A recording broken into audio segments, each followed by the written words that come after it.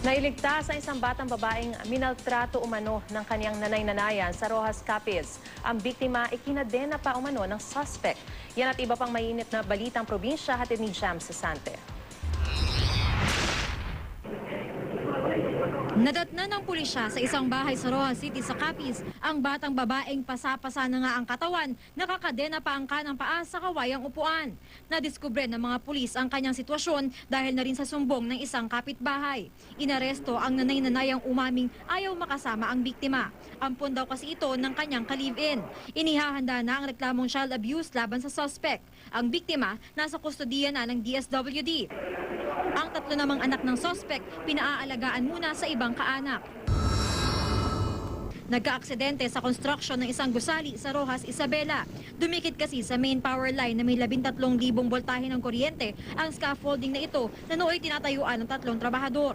2 sa kanila ang nakuryente at nasunog. Ang isa pa nilang kasama nakaligtas pero nawala ng malay. Ginagamot na siya ngayon sa ospital. Nangako na ang pamunuan ng pinatatayong gusali na magbibigay ng tulong pinansyal sa mga biktima.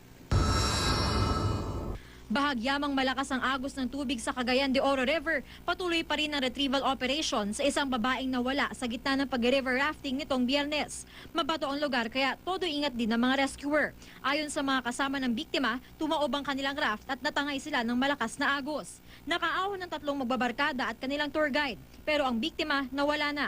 Sa ngayon, bawal muna mag-river rafting sa lugar. Ayon sa may-ari ng travel agency na nag-alok ng river rafting tour, karaniwan ang may nahuhulog sa ilog. Pero itong unang insidente may nawala. Kumpleto rin daw sa safety gear at sumailalim sa briefing ang grupo. Jam Sasante, GMA News.